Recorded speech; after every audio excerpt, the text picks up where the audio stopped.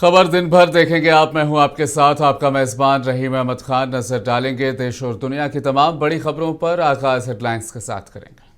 सुर्खियों को पेश करने में ताउन किया है डॉक्टर ऑर्थो ऑयल के साथ साथ डॉक्टर ऑर्थो कैप्सूल्स साथ लेना ना भूलें। ईरान में मुश्तबा खामेनेई को मुल्क का नया सुप्रीम लीडर मुंतखब कर लिया। हसास हालात में मुल्क के अवाम से मुत्तहिद रहने की अपील।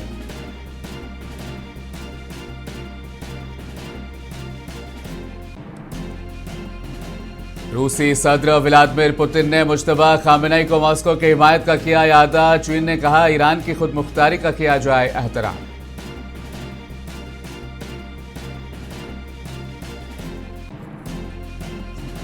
मगरबी एशिया तनाज़ा वज़ीर ख़ारिजा एस जयशंकर ने मुज़ाकरात के जरिए तनाज़े को हल करने और खित्ते में अमन के क़याम पर दिया जोर।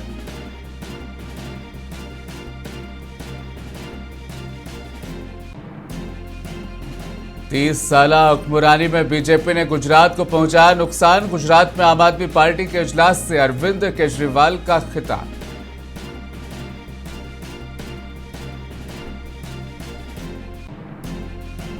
दिल्ली की एक अदालत से शर्जील इमाम को मिली राहत। छोटे भाई की शादी में शिरकत के लिए 10 दिन की अबूरी जमानत मंजूर।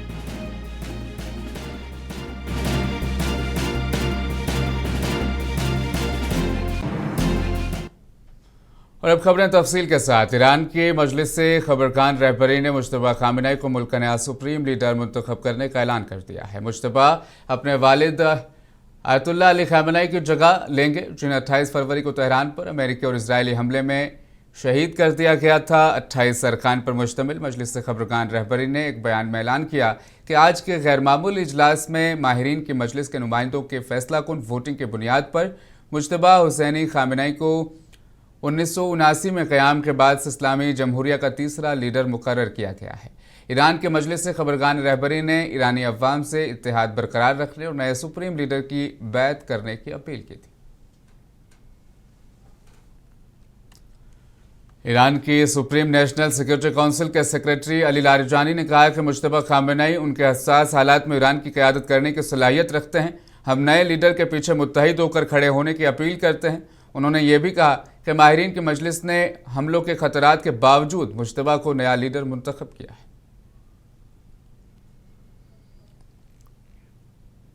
रूसी सदर व्लादिमीर पुतिन ने मुश्तबा खामेनेई को ईरान का नया रहबर आला बनने पर मुबारकबाद दी और तेहरान के लिए मॉस्को की गैर मुतज़लज़ल हिमायत का यादा किया है। पुतिन ने क्रेमलिन की वेबसाइट पर जारी अपने पैगाम में कहा कि ईरान के सुप्रीम लीडर के तौर पर आपकी तकर्रुरी पर दिली मुबारकबाद मेरी तरफ से कबूल कीजिए। उन्होंने मजीद कहा रूस ईरान के साथ अपनी हिमायत और यकजहती को दोहराता है और एक काबिल एतमाद शराकतदार रहेगा।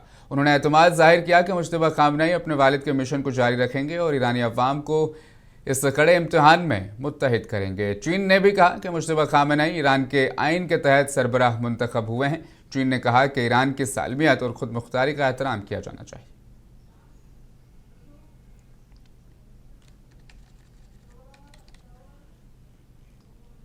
यूएई ने कहा कि उसके एक हेलीकॉप्टर के गिरने से 2 फौजी एहलकारों की मौत हो गई है। यूएई की वजारत दिफा के मुताबिक तकनीकी खराबी की वजह से हेलीकॉप्टर हादसा पेश आया। बयान में मजीद कहा गया मुल्क के तईं अपनी खिदमात अंजाम देते हुए मुसल्लह अफवाज के 2 जवान शहीद हो गए हैं। इस दौरान यूएई ने कहा कि आज मुल्क पर 15 मिसाइल और 18 ड्रोन हमले हुए। वजारत दिफा के मुताबिक 15 बैलिस्टिक मिसाइलों में से 12 को तबाह कर दिया गया, 3 समंदर में जा गए। बहरीन की सरकारी न्यूज़ एजेंसी के मुताबिक ईरान के ड्रोन हमले के नतीजे में दारुल हुकूमत के करीब कम अज़ कम 32 अफराद जख्मी हुए हैं। वजारत सेहत की रिपोर्ट में कहा गया कि तमाम जख्मियों का ताल्लुक बहरीन से है। उनमें एक 17 साल लड़की भी शामिल है जिसके आंखों को शदीद चोटें आई है। इस दौरान बहरीन के सरकारी तवानाई बाबको ने ऐलान किया है कि मशरिक़ वस्ता में जारी जंग और हालिया रिफाइनरी पर हमले के बायस उसके सरगर्मियां मुतासिर हुई है। कंपनी ने अपने मुआहदे मुअत्तल करने का भी ऐलान किया है। ईरान, इजराइल, अमेरिका जंग और मशरिक़ वस्ता में बढ़ती कशीदगी के बायस आलमी मंडी में खाम तेल की कीमतें बुलंद तरीन सतह पर पहुंच गई। अमेरिकी सदर ट्रंप का कहना है कि तेल की कीमतें वक्ती तौर पर बढ़ी हैं, आइंदा दिनों में इसमें कमी आ जाएगी। पेश है ये रिपोर्ट। मशरिक़ वस्ता में बढ़ती कशीदगी के बायस आलमी मंडी में खाम तेल की कीमतें बुलंद तरीन सतह पर पहुंच गई हैं। ये इक़दाम उस वक्त सामने आया जब दुनिया में तेल और गैस की तरसील के सबसे अहम रास्तों में से एक आबनाए हुर्मुज़ अमेरिका और इसराइल के ईरान पर हमले के बायस बंद है। पीर के रोज़ खाम तेल की कीमत में तकरीबन 30% इजाफा हुआ और कीमत $115 फी बैरल से तजावुज़ कर गई। यह इजाफा फरवरी 2022 में रूस के यूक्रेन पर हमले के बाद सबसे ज़्यादा है, जब खाम तेल की कीमत $100 फी बैरल से कहीं ऊपर चली गई थी। तेल की कीमतों में इस गैर मामूली इजाफे पर जहां आलमी रहनुमाओं में तशवीश पाई जा रही है, वहीं अमरीकी सदर डोनाल्ड ट्रंप ने कहा कि मशरिक़ वस्ता में जारी जंग के बायस तेल की कीमतों में तेज़ इजाफे का मामला खुद ही दुरुस्त हो जाएगा और ये आलमी सलामती के लिए अदा की जाने वाली बहुत छोटी कीमत है। ट्रंप ने social media platform truth social पर लिखा कि तेल की कीमतें वक्ती तौर पर बढ़ी ही हैं, जो ईरान के जौहरी ख़तरे के ख़ात्मे के बाद तेज़ी से नीचे आ जाएंगी। उन्होंने लिखा कि ये अमेरिका और दुनिया की सलामती व अमन के लिए अदा की जाने वाली बहुत छोटी कीमत है। वाज़ेह है कि आबनाए हुर्मुज़ खलीजी खित्ते से खाम तेल की तरसील का एक अहम रास्ता है, मगर जंग और ईरानी पासदारान इनकलाब की जानिब से जहाज़ों को धमकियों के बायस इस रास्ते से तेल की तरसील बड़ी हद तक मुतासर हो चुकी है। दुनिया की तकरीबन 20% तेल और कुदरती गैस की तरसील आबनाए हुर्मुज़ से होती है। ब्यूरो रिपोर्ट, मुनसिफ टीवी। ईरान में फ़िज़ाई हमलों के फौरी ख़तरात के साथ साथ शहरियों को अब सेहत के संगीन खदशात लाहक है, क्योंकि तबाहशुदा तेल के ढांचे से आलूदगी खारिज हो रही है। गुज़श्ता हफ्ते के दौरान ईरान और मशरिक़ वस्ता में तेल के डिपो, रिफाइनरीज और फील्ड्स को नुकसान पहुँचा है। तेहरान में एक तेल डिपो पर हमले के बाद घने स्याह धुएँ के बादल शहर पर छा गए। यह धुआं इसलिए पैदा हुआ कि तेल मुकम्मल तौर पर नहीं जलता, यानी ऑक्सीजन की कमी होती है। नतीजतन कार्बन डाइऑक्साइड और पानी के बजाय ख़तरनाक कार्बन मोनोऑक्साइड और बाज़ ईंधन से सल्फ़र डाइऑक्साइड पैदा हो जाती है। ये तमाम मादे इंसान के लिए जहरीले हैं, जल्द आँख और फेफड़ों में जलन पैदा करते हैं और तवील अरसे तक नुमाइश कैंसर के खतरात बढ़ा सकते हैं। आलमी इदारा सेहत के मुताबिक बच्चे खास तौर पर ज़्यादा मुतासर होते हैं।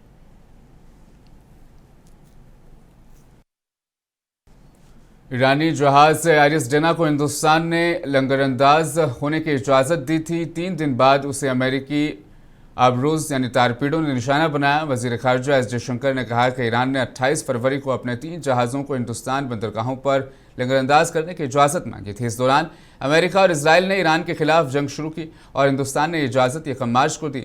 जयशंकर ने राज्यसभा में कहा, मगरबी एशिया की सूरत हाल पर नज़र रखी जा रही है। In Iran, according on 5 January 2026, Indian nationals were advised by the Ministry of External Affairs to avoid non-essential travel to Iran. Those already resident there were urged to register with the embassy, exercise due caution, and monitor the embassy website and social media handles.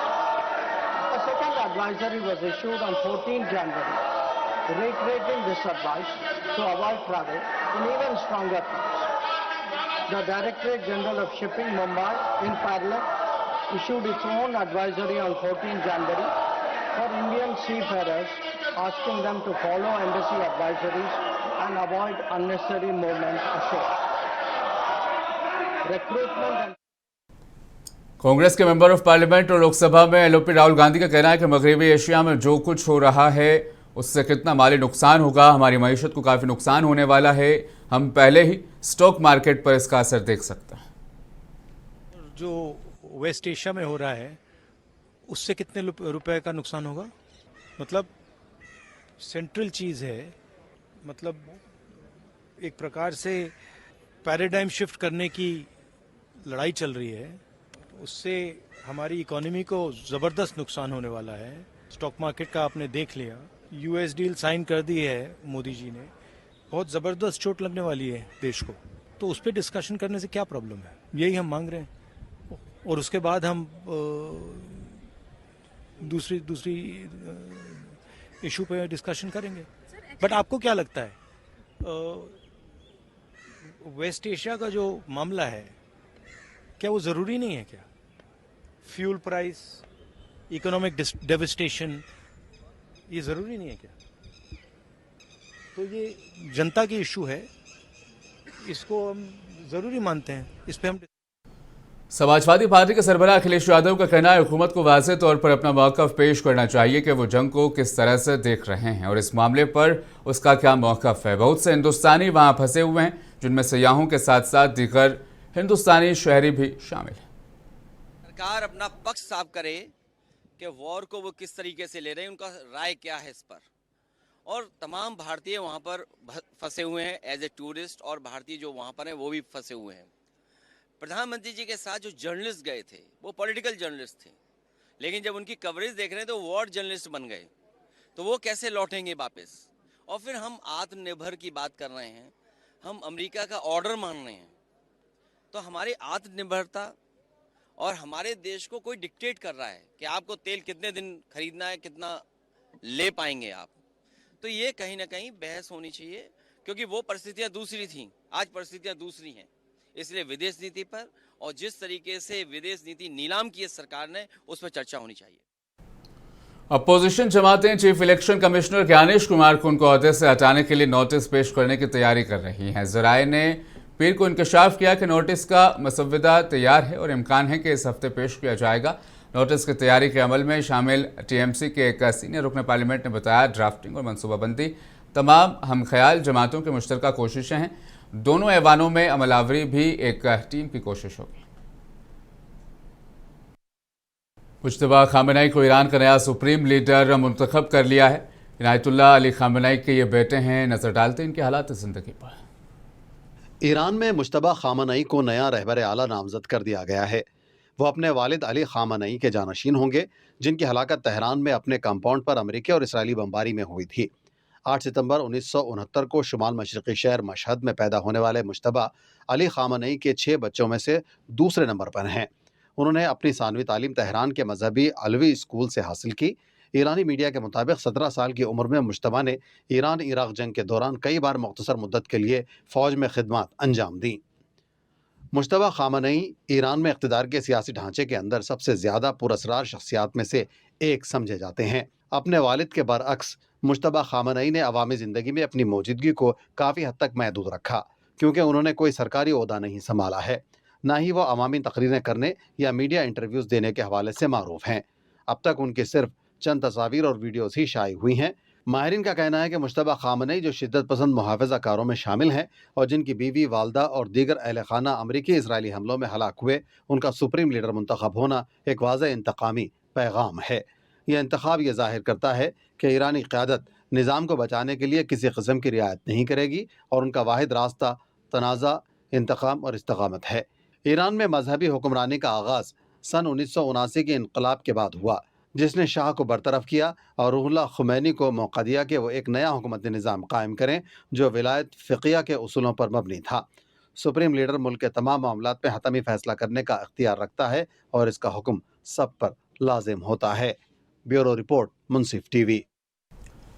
BJP के senior रहनुमा मुख्तार अब्बास नकवी ने पीर को Iran का supreme leader Ayatollah Ali Khamenei की मौत पर ताज़ियत का इजहार किया और इस बात पर जोर दिया कि जंग किसी मसले का हल नहीं बल्कि अपने आप में एक मसला है। अक़लियती उमूर के साबिक वज़ीर ने नई दिल्ली में ईरान के सिफारतखाने का दौरा किया और सफ़ीर मोहम्मद फ़तह अली से मुलाकात की और खामेनेई के इंतकाल पर दिली ताज़ियत पेश की। बीजेपी लीडर ने मज़ीद कहा कि इंसानियत की हिफाजत के लिए अमन ज़रूरी है। एक ईरान के सुप्रीम लीडर और एक महान आध्यात्मिक शख्सियत जनाब हज़रत अली ख़ामेनी साहब की शहादत पर अपनी ख़राज अक़ीदत और श्रद्धा सुमन अर्पित करने हम यहाँ पर आए थे और यहाँ पर एक्सेलेंसी ईरान के एम्बेसडर साहब से भी मुलाकात हुई और मैंने जो है वो अपने भावनाओं को भी उनके रजिस्टर में व्यक्त किया है, जिसमें मैंने कहा है कि इमाम ख़ामेनी साहब एक महान आध्यात्मिक शख्सियत थे जिनकी शहादत को शब्दों में बयान नहीं किया जा सकता और मैंने अपनी भावभीनी श्रद्धांजलि और ख़िराज अक़ीदत पेश की है। कांग्रेस लीडर इमरान मसूद ने भी ईरानी रहनुमाओं से मुलाकात की। उन्होंने ईरान के रहबर आला अयतुल्लाह अली खामेनी की मौत पर दुख का इजहार किया। उन्होंने कहा कि खामेनी जैसी क़यादत सदियों में पैदा होती है। देखिए, आज पूरा जो हमारा मुल्क का एक बहुत सच्चा दोस्त और हमारे लिए हमेशा अच्छी सोच वाला व्यक्ति, जो हमेशा भारत के लिए बेहतर सोचते थे, उनका चला जाना यकीनी तौर पर हर हिंदुस्तानी को तकलीफ़ दे रहा है। खामनेई साहब का जैसी लीडरशिप सदियों में पैदा होती है और मैं उनकी उस शहादत को सलाम करता हूं, जिन्होंने अपने राष्ट्र के लिए, अपने देश के लिए शहादत को खुद चुनने का काम किया हो। वो हो सकता था कि सेफ पैलेस पर चले जाते, लेकिन उन्होंने कहा कि मैं अपने लोगों को अगर सेफ पैलेस नहीं दे सकता तो फिर मेरे लिए भी इसके कोई मायने नहीं है। आम आदमी पार्टी के नेशनल कन्वीनर अरविंद केजरीवाल ने गुजरात के शहर सूरत के गौथन गांव में पार्टी के बूथ लेवल इजलास से खिताब किया। इस दौरान उन्होंने बीजेपी हुकूमत पर सख्त तनकीद की। उन्होंने कहा कि गुज़िश्ता तकरीबन 30 बरसों से भारतीय जनता पार्टी गुजरात में बरसर इक़्तिदार है और इस अरसे में रियासत के किसानों, ताजिरों और अवाम को शदीद मुश्किलात का सामना करना पड़ा है। केजरीवाल ने इल्ज़ाम लगाया कि हुकूमत ने किसानों को नुकसान पहुंचाया।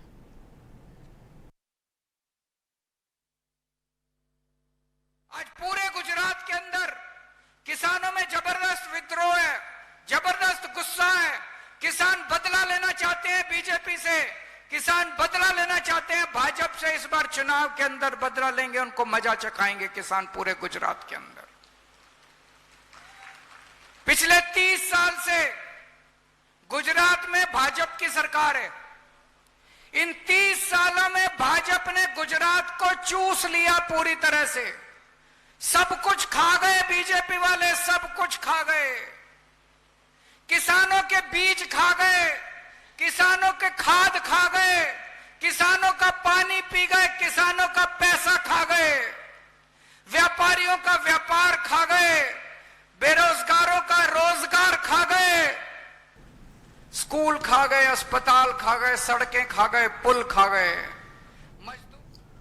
तमिलनाडु से खबर है, वज़ीर आला एम.के. स्टालिन ने डीएमके के बड़े इंतजामी जलसे से खिताब किया। उनका कहना था कि पार्टी की एक मजबूत रिवायत है और हुक्मरान डीएमके ही वो पार्टी थी जिसने रियासत का नाम तमिलनाडु रखा। उन्होंने कहा कि कारकुन यहाँ जमा होकर डीएमके के हुक्मरानी को जारी रखने का अहद कर रहे हैं। डीएमके के सदर स्टालिन के मुताबिक वो अपनी जिंदगी अवाम और पार्टी कारकुनान के लिए वक्फ किए हुए। நான் வந்தப்போ மாநாட்டு என்ட்ரியில இருந்து மேடை வரைக்கும் நீங்க கொடுத்திருக்கக்கூடிய இந்த வரவேற்பு அடாடாடாடா, அதே போல உங்க முகத்துல பார்த்த மகிழ்ச்சி இருக்க, என்னுடைய வயசை குறைச்சிருக்கு. ஆக அந்த தெம்போடு நின்று கொண்டிருக்கிறேன். போன வாரம் என்னோட பிறந்த நாளைக்கு போன்ல எனக்கு மற்ற மாநிலங்களிலிருந்து தலைவர்கள் எல்லாம் வாழ்த்து சொன்னப்போ என்னுடைய வயசை நம்ப முடியலன்னு சொன்னாங்க. இந்த மாதிரி என்னை இளமையா வச்சிருக்க காரணமே நீங்க தான், உங்க அன்பு தான். ஆன்மீக அன்பர்கள் சொல்லுவாங்க, என்ன தவம் செய்தனை. दिल्ली की एक मुकामी अदालत ने 2020 के दिल्ली फसादात से मुतल्लिक मुबैना बड़ी साजिश केस में मुलजिम और साबिक जेएनयू स्कॉलर शर्जील इमाम को अपने छोटे भाई की शादी में शिरकत और बीमार वालिदा के साथ वक्त गुजारने के लिए 10 दिन की अबूरी जमानत दे दी है। करकटुमा कोर्ट के एडिशनल सेशन जज ने शर्जील इमाम को 20 मार्च से 30 मार्च तक अबूरी जमानत देने का हुक्म दिया। अदालत ने यह जमानत 50,000 रुपये के ज़ाती मुचलके और उसी रकम के जमानतदारों की शर्त पर मंजूर की। हालांकि इस्तग़ासा ने जमानत की मुखालफत की थी, तहम अदालत ने दोनों फरीकों के दलाइल और शादी की तकरीबात से मुतल्लिक दस्तावेज़ात का जायज़ा लेने के बाद महदूद मुद्दत के लिए राहत देने का फैसला किया।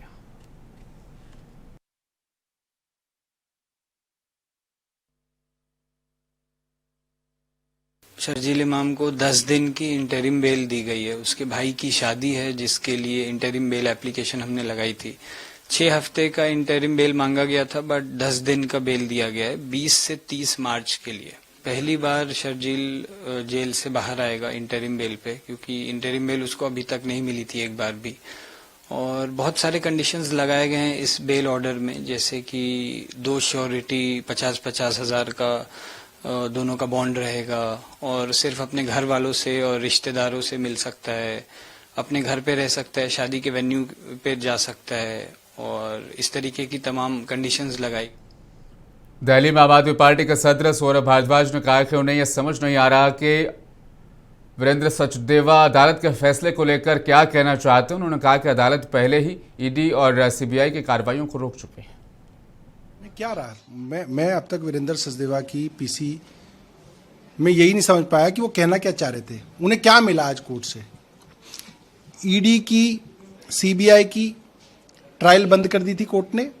राउज एवेन्यू कोर्ट ने कहा कि सीबीआई की ट्रायल नहीं चलेगी, मैंने सबको डिस्चार्ज कर दिया, आज भी डिस्चार्ज हैं। कोर्ट ने सीबीआई की ट्रायल दोबारा नहीं शुरू करी।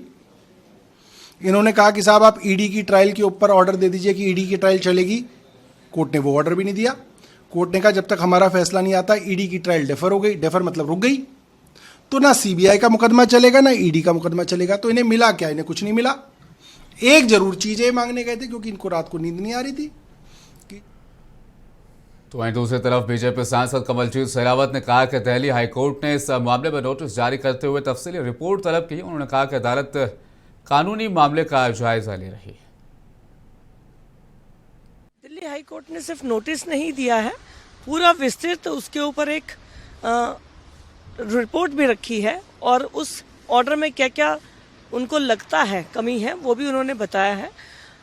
ये लीगल मैटर है जो कि अब हाई कोर्ट देखिएगा। सीबीआई की अपील उन्होंने एक्सेप्ट कर ली है, लेकिन ये बात सत्य है कि दिल्ली सरकार में जब अरविंद केजरीवाल थे, उन्होंने दिल्ली को शराब की नगरी बनाने में कोई कसर नहीं छोड़ी। जिस तरह से एक्साइज पॉलिसी लाई गई, सारे कायदे नियम सबको ताक पर रख दिया गया, और दिल्ली में जगह जगह शराब पॉलिसी को आगे लाकर शराब की दुकानें खोली। तो ये दिल्ली की जनता ने देखा, और इसीलिए दिल्ली की जनता को पता है कि केजरीवाल दोषी हैं, और जनता इस बात को मानकर उनको दिल्ली से बाहर भेज। राज्यसभा सांसद स्वाति मालीवाल ने दिल्ली में पॉल्यूशन के मसले को उजागर किया। ऐवान में उन्होंने कहा कि फिजा आलूदगी की सूरत हाल इंतहाई तशवीशनाक हो चुकी है। उनका कहना था कि दारुल हुकूमत की फिजा में सांस लेने से कोई भी आदमी लाजमी तौर से बीमार पड़ जाएगा। हमारे लिए सबसे बड़ी चिंता का विषय है कि दिल्ली देश की राजधानी दुनिया की सबसे पोल्यूटेड कैपिटल बन गई है। सर, यहाँ सांस लेना, बस सांस लेना, मानो 50 सिगरेट्स दिन के स्मोक करने के बराबर है। आज हेल्थ एक्सपर्ट्स खुल के कह रहे हैं, leave Delhi if you can. Sir, 15% of all deaths in Delhi in 2023 were directly linked to air pollution. 22 lakh बच्चों के लंग्स दिल्ली में परमानेंटली इरिवर्सिबली डैमेज हो चुके हैं। सर, ये सिर्फ नंबर्स नहीं है, हर एक नंबर के पीछे एक माँ है जो वक्त से पहले चली गई, एक बच्चा है जो खास के खेलने पे मजबूर है। सर, एक मजदूर है जिसको सुबह से शाम तक उसी जहरीली हवा में काम करना पड़ रहा है। एनसीपी एसपी के एमएलए रोहित पवार ने आज पार्लियामेंट हाउस कॉम्प्लेक्स में समाजवादी पार्टी के सरबराह अखिलेश यादव से मुलाकात की। मीटिंग के दौरान रोहित पवार ने मुतालबा किया कि अजीत पवार फ्लाइट हादसे का मामला लोकसभा में उठाया जाए। उन्होंने वीएसआर कंपनी से मुतालिक कुछ अहम दस्तावेजात भी अखिलेश यादव को सौंपे। बताया जाता है कि इस मामले को पार्लियामेंट में उठाने और तहकीकात के मुतालबे को तेज करने की हिकमत अमली पर गौर किया गया।